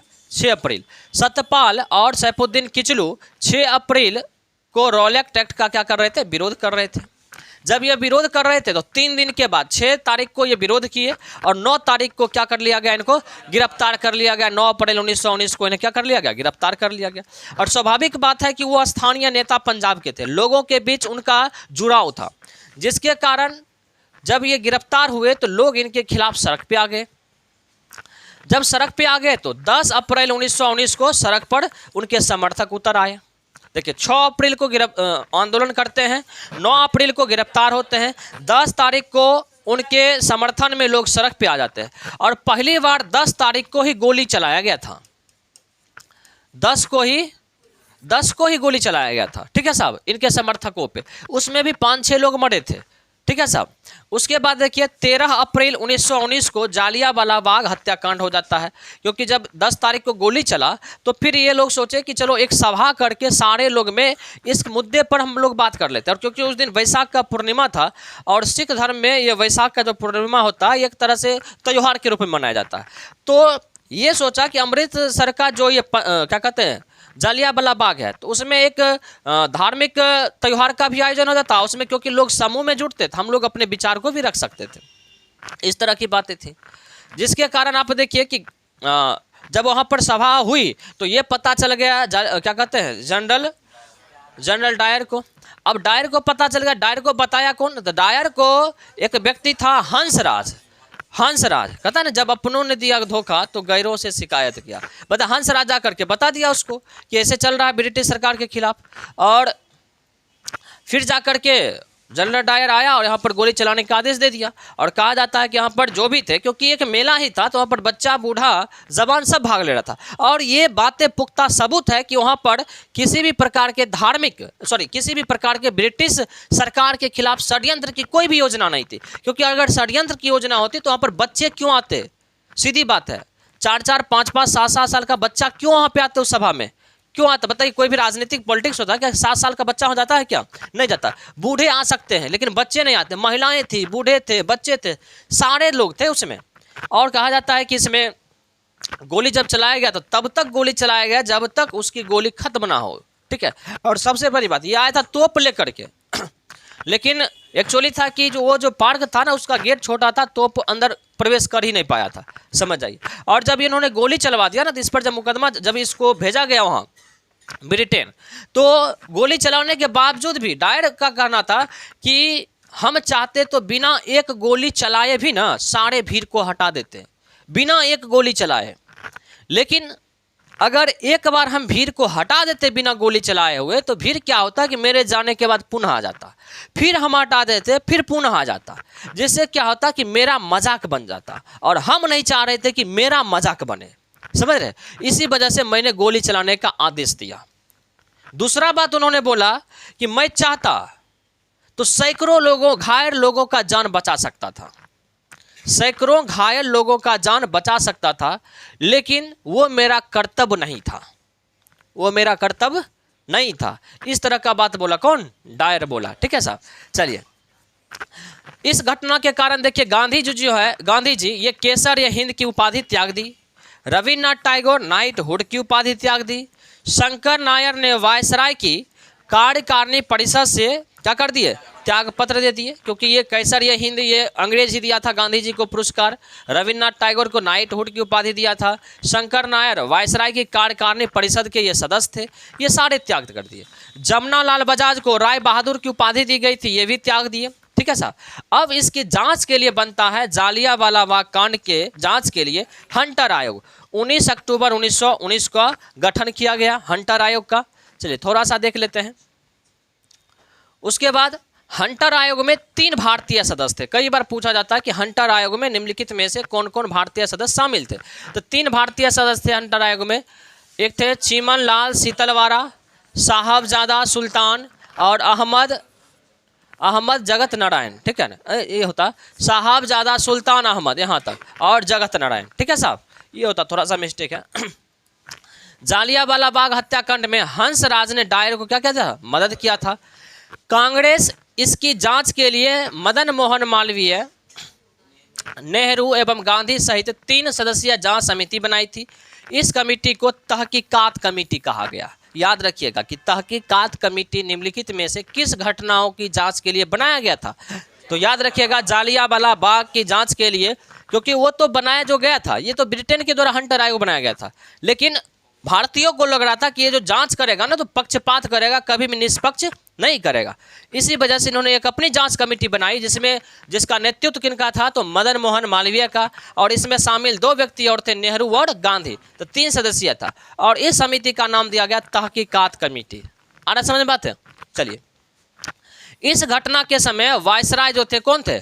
चेम्सफोर्ड थे। और भारत सचिव कौन थे? मॉन्टेग्यू। कौन थे? मॉन्टेग्यू, ठीक है साहब। इस समय पंजाब का लेफ्टिनेंट गवर्नर कौन था? Michael O'Dwyer. कौन था? माइकल ओ डायर था, क्योंकि जनरल डायर वो अलग था और क्या कहते हैं माइकल ओ डायर वो अलग था। जालियांवाला बाग जो था ना, ये जल्ली नामक व्यक्ति की संपत्ति थी। इस बात को भी ध्यान में रखिएगा कि जालियांवाला बाग जो था ना वो सार्वजनिक संपत्ति नहीं थी, वो जल्ली नामक एक व्यक्ति था, उसी की ये संपत्ति थी। जब ये घटनाएं हो गई तब क्या होता है कि हाउस ऑफ लॉर्ड्स डायर का समर्थन कर 26,000 पाउंड इनाम दिया। 26,000 पाउंड इनाम दिया। हाउस ऑफ लॉर्ड्स समझ में आ रहा है ना? House of Lords, House of Common. जिस तरह से हम लोगों के यहाँ पर संसद में 2 सदन होता है, एक होता है लोकसभा और एक होता है आपका राज्यसभा, उसी तरह से ब्रिटेन में जो लोकसभा होता है इसको बोलते हैं हाउस ऑफ लॉर्ड्स। क्या बोलते हैं? House of Lords. और इधर जो होता है इसको बोलते हैं राज्यसभा को house of common. House of common. तो हाउस ऑफ कॉमन जो था ना, हाउस ऑफ कॉमन, ये निंदा किया था डायर का, ये काम नहीं करना चाहिए था, यह मानवता के खिलाफ है। लेकिन हाउस ऑफ लॉर्ड्स जो था ना, उसका समर्थन किया, समर्थन ही नहीं किया, बोला बहुत बढ़िया किया और इसको जानते हैं, और इसको इनाम दिया, 26,000 पाउंड इनाम दिया कि बहुत बढ़िया किया। ऐसा समझ बात है। लेकिन आपको पता है कि हम लोग बदला लेने में बड़ा चूकते नहीं है कि नहीं। बदले की भावना ऐसा होता है कि आज ले कर ले, बदला ले ही लेते हैं। तो उद्धम सिंह एक व्यक्ति थे, इन्होंने क्या कर लिया, अपना नाम चेंज कर लिया और 13 मार्च 1940 को डायर की लंदन में क्या कर दी, हत्या कर दी। वहाँ पर एक धर्म सम्मेलन हो रहा था और ये साधु का वेश बना करके उद्धम सिंह अपना नाम चेंज करके साधु का वेश बना करके गीता की पुस्तक ले गए थे और गीता की पुस्तक के अंदर में रिवॉल्वर की डिजाइन से ये काट लिए थे और रिवॉल्वर उसमें डाल करके तब गीता को मोड़ लिए थे, पता ही नहीं चल रहा था। और जब गए डायर जो ही सामने में बैठा था और ये भाषण देने गए तो डायर पर सीधा शुरू कर दिए फायर। आया समझ में। तो 13 मार्च 1940 को डायर पर क्या कर दिए, फायर कर दिए। कौन, उद्धम सिंह, ठीक है। और मुख्य अतिथि ये था। चलिए, और उद्धम सिंह को 31 जुलाई 1940 को क्या कर दी गई थी, फांसी दे दी गई, क्योंकि 13 मार्च 1940 को इनकी हत्या हुई। तो डायर की हत्या के कारण इन्हें सजा दिया गया और 31 जुलाई 1940 को इन्हें फांसी दे दी गई। आ गया समझ में साहब। चलिए, इतना सवाल है, देखिए मेंस में इतना सवाल हल्का पूछा गया है कि बांग्लादेश स्वतंत्र राष्ट्र कब बना। आंसर क्या हो जाएगा इसका, आंसर हो जाएगा इसका 1971। आंसर इसका हो जाएगा 1971, ठीक है। आपको पता है कि 16 दिसंबर 1970 को पाकिस्तान की जो सेना थी वो सरेंडर कर चुकी थी।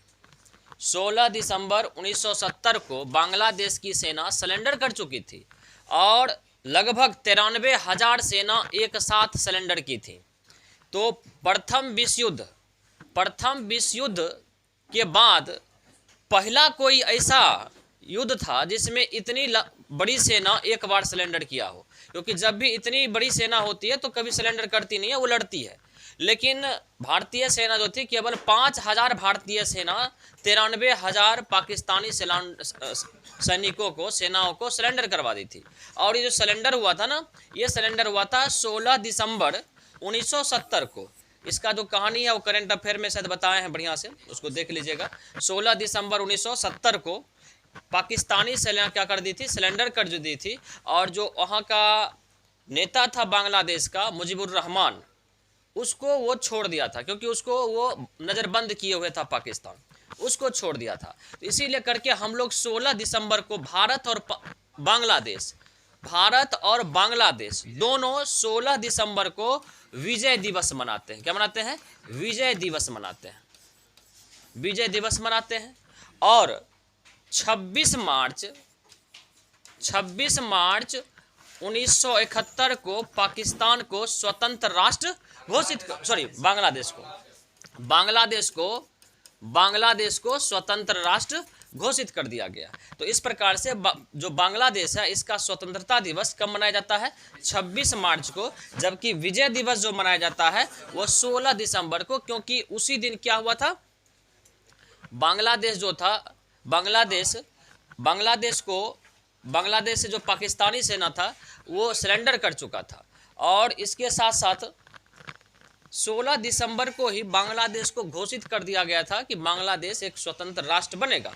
लेकिन स्वतंत्र राष्ट्र जो बना, लागू हुआ, वो हुआ 26 मार्च 1971 को। इसीलिए करके बांग्लादेश अपनी स्वतंत्रता दिवस 26 मार्च को बनाता है। किसी बुक में कोई लड़का हमको दिखाया था कि सर 16 दिसंबर 1971 दिया हुआ है, 16 दिसंबर 1971 दिया हो, कोई लड़का दिखाया था हमको, ध्यान में नहीं है। लेकिन याद रखिए 16 दिसंबर को पाकिस्तानी सेना सरेंडर की थी 1970 में। उस दिन हम लोग विजय दिवस मनाते हैं, ना कि बांग्लादेश स्वतंत्रता दिवस मनाता है, ठीक है, क्योंकि हमारी सेना उसको सरेंडर करवा चुकी थी। चलिए देख लेते हैं थोड़ा सा इंपॉर्टेंट फैक्ट्स।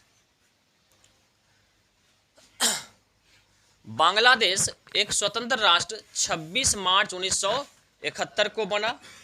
बांग्लादेश को स्वतंत्र करवाने में सबसे बड़ा योगदान जो था वो मुजीबुर रहमान का था। इसीलिए करके मुजीबुर रहमान को बांग्लादेश का राष्ट्रपिता के नाम से जाना जाता है।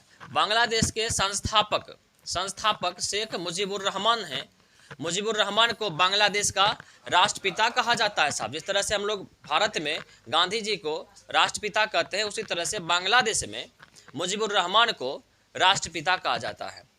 3 दिसंबर से 16 दिसंबर 1971 के बीच 70 होगा यहाँ पे 70 के बीच भारत में बांग्लादेश को लेकर के पाकिस्तान से क्या हुआ था, युद्ध हुआ था। भारत और बांग्लादेश को लेकर के कारण क्या था, बांग्लादेश था। इसका रीजन ये था कि 1970 के आसपास बांग्लादेश उस समय पूर्वी पाकिस्तान था। इधर से आप देखिए, अगर इंडिया है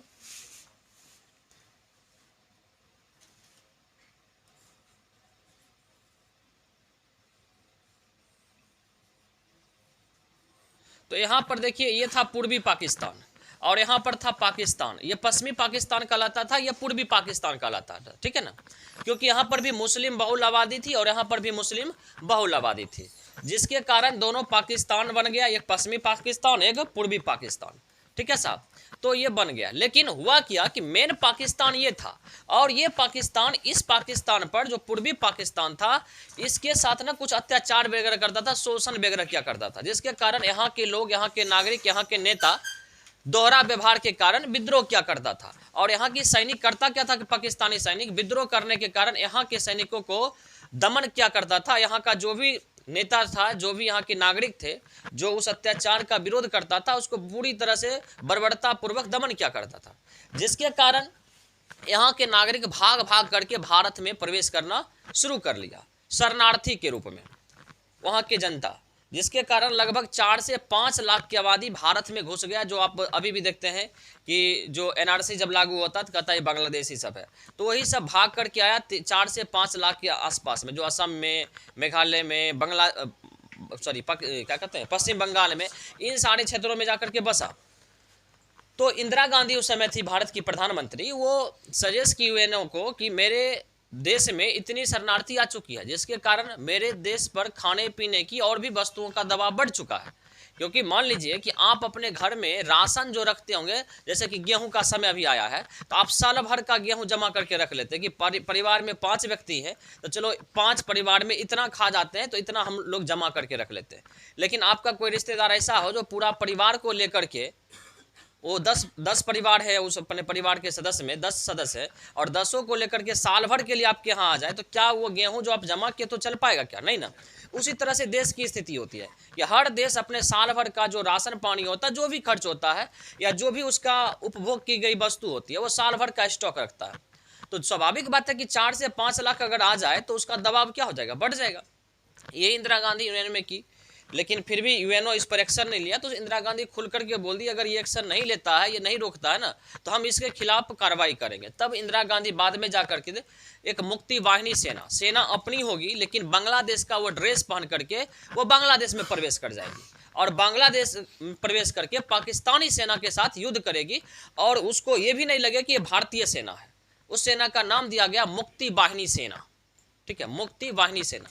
और कारण ये था, हम लोगों का कारण, सबसे बड़ा रीजन ये नहीं था कि 4 लाख आबादी घुस गया था।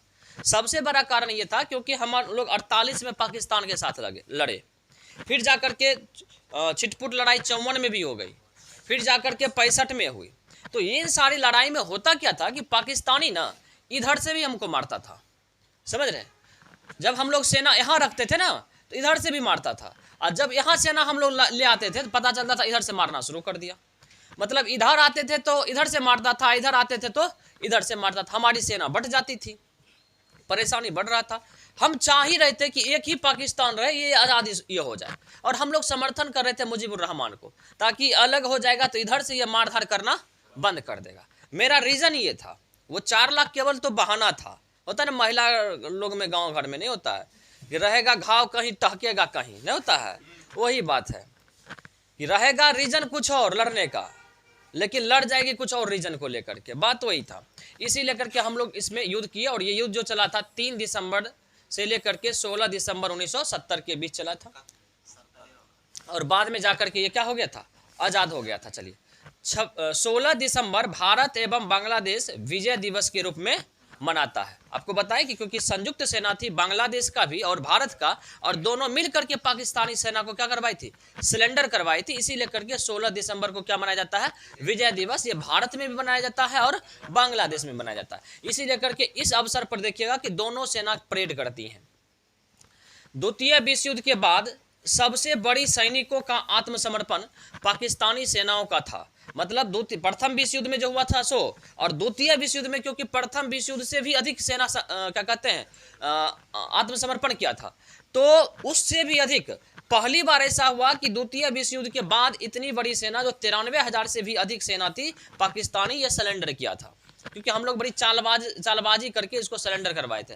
हमारे पास बांग्लादेश में केवल 5,000 सेना बच चुकी थी, अपना सेना, और उसका 93,000 सेना थी। लेकिन हम लोग पर्चा बंटवा दिए हवाई जहाज से कि जितना भी पाकिस्तानी सेना है सारे मारा जा चुका है, केवल आप 10, 20 या 100 की आबादी में हैं। आप सरेंडर कर दीजिए, नहीं तो आप लोग टारगेटेड हैं, जहां हैं आप सारे हमको दिख रहे हैं, कहां कहां आप छुपे हैं। चाहे तो सरेंडर कर दीजिए, या तो जो हस्र बाकी सैनिकों का हुआ, आपके सैनिकों का, वही हस्र कर दिया जाएगा। 24 घंटा के अंदर आप सरेंडर कर दीजिए। जबकि अपने पास केवल 5,000 सेना बचा था, समझ रहे ना। और सबको अलग अलग जगह बताया गया कि चिटगांव में जो है, चटगांव में, वो चटगांव मुख्यालय में जाकर के आप समर्थन क्या कहते हैं आत्मसमर्पण करिए।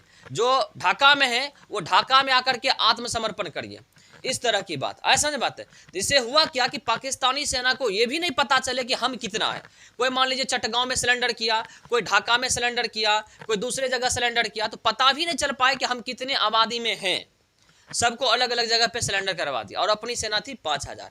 और जब पूरा सिलेंडर हो गया, सबको हम उठा करके लाए राजस्थान उठा करके लाए। जब एक जगह जमा हुआ तब पता चला अरे हम तो 93,000 थे, झूठे बोला 150 गो है, समझ रहे। तो इस प्रकार से हम लोग उसको क्या करवा दिए थे, सिलेंडर करवा दिए थे। पाकिस्तान का लेफ्टिनेंट जनरल नियाजी ने लेफ्टिनेंट जनरल जगजीत सिंह अरोरा के समक्ष क्या किया था, समर्पण किया था। उस समय पाकिस्तान का जो लेफ्टिनेंट था उसका नाम था जनरल नियाजी। क्या नाम था, जनरल नियाजी। और उस समय भारत का जो जनरल था जिसको ये आत्मसमर्पण किया था वो था जगजीत सिंह अरोरा। कौन था, जगजीत सिंह अरोरा। तो स्वाभाविक बात है, जहां अरोरा खड़ा हो गया तो समर्पण तो करना पड़ेगा ही। चलिए, इतना फैक्ट्स हम लोगों को ध्यान में रखना है साहब। चलिए नेक्स्ट देख लेते हैं हम लोग।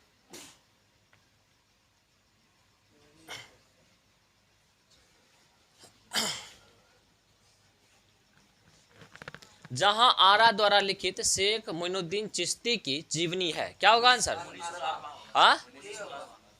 ये हो जाएगा। चलिए, आपको पता है कि मोइनुद्दीन चिश्ती कौन थे, ये सूफी संत थे, ये सूफी संत थे। और इनकी जीवनी को जो लिखे है, कौन लिखी है, जहां आरा। कौन लिखी है, जहां आरा। जहां आरा कौन थी, शाहजहां की पुत्री थी, शाहजहां की बेटी थी। और इन्होंने एक जीवनी लिखी शेख मोइनुद्दीन चिश्ती का। और ये जो था जीवनी वो था मुनीस अल अरवा। कौन था, मुनीस अल अरवा था। ठीक है साहब, मुनीस अल अरवा था इसकी जीवनी। चलिए देख लेते थोड़ा सा कुछ इससे जुड़ा हुआ फैक्ट्स।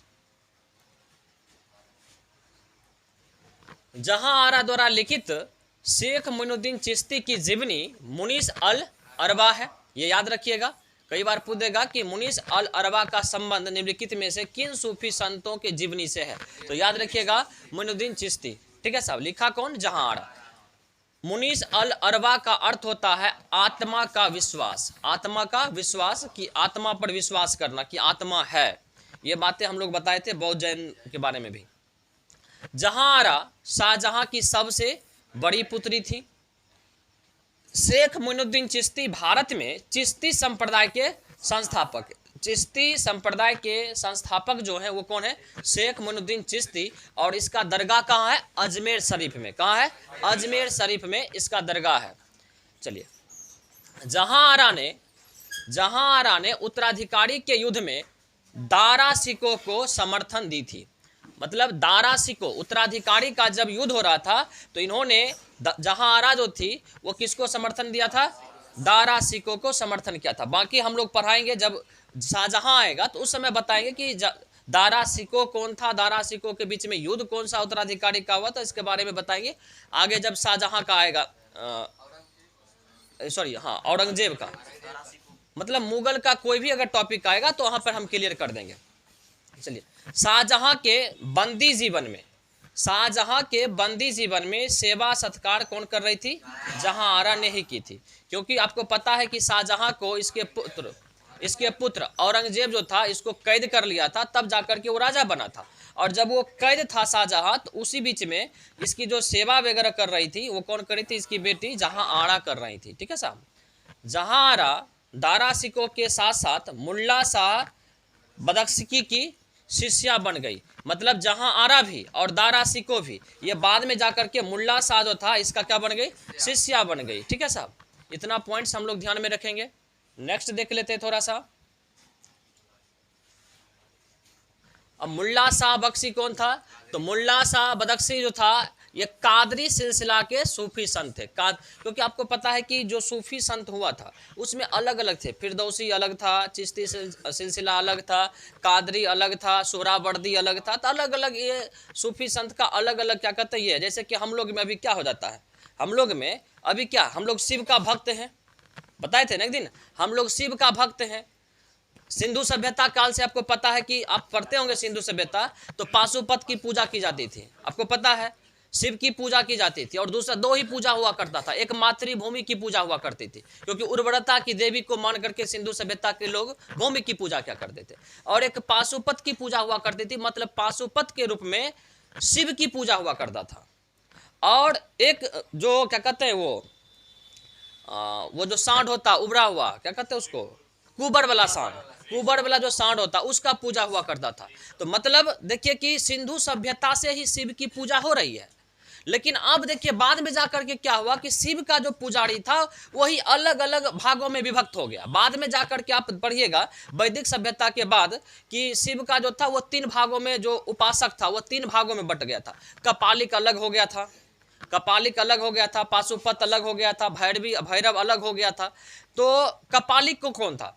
तीनों अलग हो गया था। देखिए कपालिक अलग हो गया था, पाशुपत अलग हो रहा था और भैरवी था वो अलग हो गया था। क्यों अलग हो गया था? इसलिए क्योंकि शिव के अलग अलग रूप को मानता था। पाशुपत शिव के उस रूप को मानता था जिस रूप को आप जो गांजा भांग पीते हैं ना शिव, उससे पहले का जो रूप था, मतलब बाल्यावस्था का जो रूप था, जो साधारण रूप था, उस रूप को मानता है पाशुपत। कपालिक जो था वो उस रूप को मानता है जिस रूप में वो बाद में जाकर के शमशान घाट को बोखने लगे थे और उनका भोजन जो था ना खोपड़ी में होने लगा था। जो मनुष्य वगैरह का खोपड़ी होता है उसमें खाना खाने लगे थे, और उसका जो उपासक था वो कहलाया कपालिक। और भैरवी जो हुआ बाद में जाकर के, जब ये गांजा भांग ये सारे चीज़ों का सेवन करना शुरू हुआ, तब इनको भैरव के रूप में पूजना शुरू हुआ। तो आप देखिए कि शिव का 3 रूप आ गया, 3 संप्रदाय बन गया। और अभी जाकर के देखिए, ये तो उस समय की बात है कि पाशुपत अलग हो गया, कपालिक अलग हो गया और भैरवी अलग हो गया। तीनों अलग अलग रूप का पूजा कर रहा है। एक साधारण रूप का कर रहा है, एक वो है जब वो शमशान में घूम रहे हैं पूरा भस्म वगैरह रमा करके, जो राख वगैरह होता है लाश का, वो सब लेकर के बाद में जाकर के गांजा भांग पीने लगे तो भैरव के रूप में इनका पूजा हो गया। तो आप देखिए कि अलग अलग संप्रदाय बच गए। और अभी भी देखिए अभी क्या हो गया, जागो महादेव, है कि नहीं? अभी शिव का एक अलग रूप आ गया, जागो महादेव। गजब हाल है। देखिए कितना कितना धर्म में कुर्तियां आ गई, जागो महादेव। अब बताइए, जो जागो महादेव कहेगा 3 सूत्र, हाँ 3 सूत्र एकदम करके रखना है, आपका बेला पार हो जाएगा। कौन कौन सूत्र, कौन था वो, कौन सूत्र था? हमको ओम नमः जाप करना है और इसका दया मांगना है, दया मांगना है। अब बताइए इतना चर्चा करना है, चर्चा करना है, बताइए ये करना है। सबसे बड़ा बात जानते हैं कि कहीं भी मिलेगी ना तो यही बोलेगा कि गुरु भाई, हाँ गुरु भाई। मतलब एक बात बता, शुरू कौन किया? हरिंदर भैया और नीलम दीदी।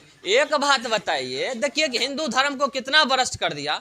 हरिंदर अगर भैया हुए तो नीलम तो भाभिन हो गई, हो भौजाई हुई कि नहीं हुई? अगर नीलम दीदी हो गई तो हरिंदर क्या हुआ? जीजान हो गया। ये कौन धर्म बना दिया बताइए? ये गलत बोल रहे क्या? हिंदू धर्म को भ्रष्ट करने पर है कि नहीं है? सिंधु सभ्यता से चल रहा है, दोनों भाई बहन है,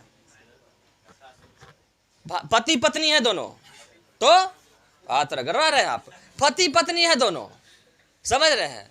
और वो बोलता है गुरु भाई गुरु बहन। तो बताइए अगर नीलम हुई दीदी, तो फिर वो हरिंदर कौन हुआ?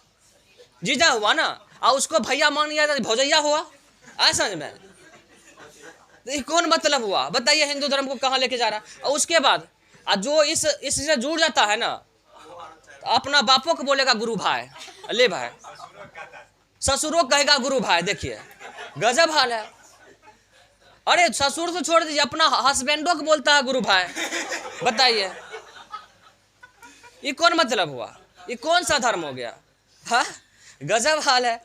तो देखिए हम क्या बताएं, शिव का उपासक, हम हिंदू धर्म पर ठेस नहीं पहुंचा रहे। हम तो बताए कि शिव की पूजा सिंधु काल से हो रही है, लेकिन इस धर्म में ला देना कि आप शिष्य बनिए, गुरु भाई बनिए, गुरु बहन बनिए, तो हमारा जो सिंधु सभ्यता से जो रिश्ता चला आ रहा है, भाई का, बहन का, पति का, ससुर का, पिता का, तो सबको आप भाई ही बना लिए। तो लोग कहता है कि मुस्लिम धर्म में अगर अपना भाई बहन ना हो, अपनी माँ से जन्म लिया हुआ नहीं हो, तो दूसरे चचेरा मेचरा में शादी विवाह हो जाता है ना। लेकिन हिंदू धर्म को आप कहाँ पहुँचा दिए कि आप अपने हस्बैंड को भाई बोल रहे हैं। बताइए, आप अपने ससुर को भाई बोल रहे हैं, आप अपने पिता को भाई बोल रहे हैं। गजब हाल है। यही बातें को बोल दिया हमको भाई बोलने के लिए कि जो ये सब करवेले हैं, वो सब हाथ में बनले हैं, गुरु भाई बनल है, तब बोले हमको भाई नहीं बनना है। सीधा बात है, गजब हाल है। बताइए गजब हाल है। तो जिस तरह से हम ये कहना चाह रहे हैं कि जिस तरह से हर धर्म में कुछ ना कुछ कुरीतियां होती है, और वो धर्म बाद में जाकर के अलग अलग मान्यताओं को लेकर के टूट जाता है। जिस तरह से अभी देखिए दो चीजें हैं, अभी वर्तमान की बात करते हैं। जागो महादेव बल्ला एक अलग हो गया, कुछ नहीं, जागो महादेव बल्ला अलग हो गया। और वो भी क्या जानते हैं इसमें कौन जुड़ती है? महिला सबसे अधिक जुड़ती है। और कौन महिला जानते हैं? उसका हस्बैंड बेचारा है ना, दिल्ली में ना बेचारा ईटा धो रहा है, 8 बजे दिन से लेकर के 8 बजे रात तक सीमेंट धो रहा है। और यहाँ पर क्या करेगी, चूल में तेल ले लेगी खूब बढ़िया से, समझ रहे हैं, एगो बढ़िया से साड़ी पहन के पिन मार लेवेगी और खूब घास लेवेगी, समझ में। उसके बाद शिव के गुरु बनले हैं, समझ रहे हैं, अब भर दिन प्रवचन देवेगी। ओकरो से नहीं होगा तो एगो फटफटिया वाला कौन होता है विक्की, हाँ, पीछे में बैठ जाएगी और बाजा टांग लेवेगा, समझ रहे, और उड़ल घूरेगी।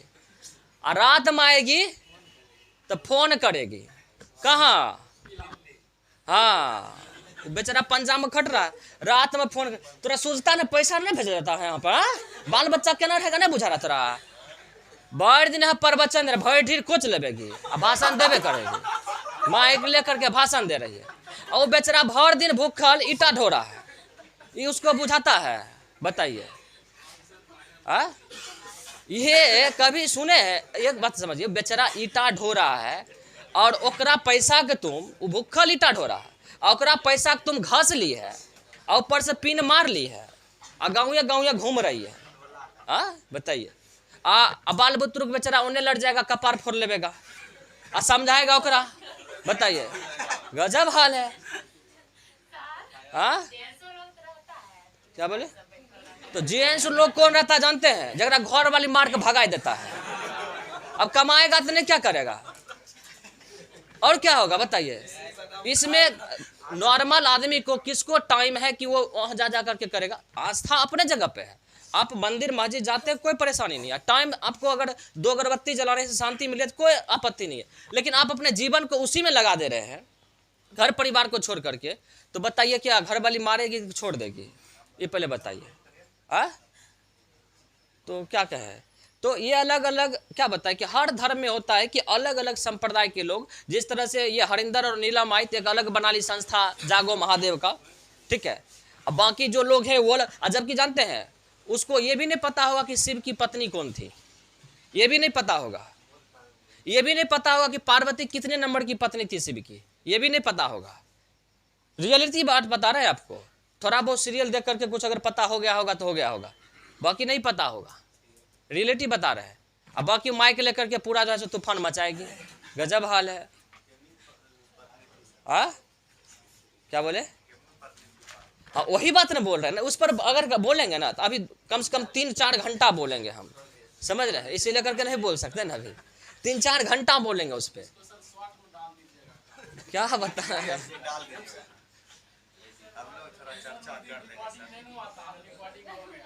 चलिए, तो हम ये करना चाह रहे हैं, जिस तरह से अभी देख रहे हैं कि हर संप्रदाय अलग अलग भागों में टूट करके उसका एक संस्था बन गया, उसी तरह से मुस्लिम धर्म भी सूफी संत अलग अलग हुए और अलग अलग सूफी संत अलग अलग नियम कानून को लेकर के अपनी एक संप्रदाय बना लिए।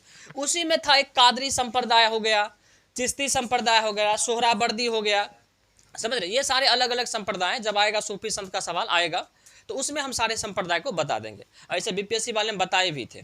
चलिए, अब थोड़ा सा आगे देख लेते हैं हम लोग। जहां आरा ने मुल्ला शाह की जीवनी रिसालाह ए साहिबियाह शीर्षक से लिखी है। देखिए, ये जहां आरा शेख मुइनुद्दीन चिश्ती की भी जीवनी को लिखी है और इसके साथ मुल्ला शाह बदख्शी को भी लिखी है, जिसका नाम क्या है, रिसालाह ए साहिबियाह। ठीक है, ये किताबें लिखी हैं। उसके बाद देखिए, निजामुद्दीन औलिया के द्वारा, ये खुद लिखे हैं, निजामुद्दीन औलिया ये खुद लिखे हैं, फवैद उल फुद नाम से पुस्तक लिखी हैं। ये निजामुद्दीन औलिया ये भी सूफी संत थे। सैयद मोहम्मद मुबारक अलविक के द्वारा शियार उल औलिया पुस्तक लिखी गई है, क्योंकि ये आपको दिया हुआ था ऑप्शन में, ये भी दिया हुआ था, इसी वजह से हम इसके बारे में लिखा दिए कि कौन इसको लिखा है। ठीक है, इतना पॉइंट हम लोगों को ध्यान में रखना है। चलिए, नेक्स्ट सवाल देख लेते हैं हम लोगों को। यही बात बोल देते हैं तो लोग को लगता है क्या कीजिए ना, मतलब नास्तिक आदमी है। अच्छा, गलत बोल दिए क्या है? हम तो हिंदू धर्म, कहता हिंदू विरोधी है, हम तो हिंदू धर्म बचाने के लिए बोले नहीं, ये बात क्या कि आप हस्बैंड को गुरु भाई बोल रहे हैं, ये गलत बोल रहे हैं कि नहीं बोल रहे हैं? अब तो मुस्लिम को भी दाब दिए। मुस्लिम में कम से कम इतनी बचा हुआ है, और मुस्लिम में भी मजबूरी था। एक बात बता देते हैं, मुस्लिम जो होता है ना, चचेरा भाई बहन या अगल बगल में हो जाता है, उसकी मजबूरी थी, क्योंकि जब हिंदू धर्म से ही निकला है मुस्लिम धर्म, तो मुस्लिम धर्म में क्या था, उस समय आबादी कम थी, जब जिस समय वो निकला था वो धर्म, तो आबादी कम थी, तो उस धर्म में विवाह कैसे हो पाता? हिंदू धर्म से तो करता नहीं, क्योंकि हिंदू धर्म से निकला ही है तो उसका तो विरोध करना है, तो आबादी कम थी, इसी वजह से वैसा होता था। हम लोग की इतनी आबादी है, फिर भी क्या हम लोग कर रहे हैं, कहाँ ले जा रहे हैं सनातन को, बताइए, गजब हाल है। चलिए साहब, इसका आंसर क्या हो जाएगा? बंगाल में अमला डैश अधिकारी होता था। देखिए, ये मेंस का सवाल है साहब, बड़ा टफ सवाल लगता है मेरे हिसाब से। चलिए, बंगाल में अमला डैश अधिकारी हुआ करता था। ये उस समय की बात है जब अस्थाई बंदोबस्त लागू किया गया था ना, उस समय की बात है। उस समय अमला अधिकारी हुआ करता था। वो हुआ कौन करता था? तो ये जमींदार हुआ करता था। कौन हुआ करता था? जमींदार। ठीक है साहब, ये जमींदार हुआ करता था। क्लियर है? चलिए नेक्स्ट देख लेते हैं हम लोग।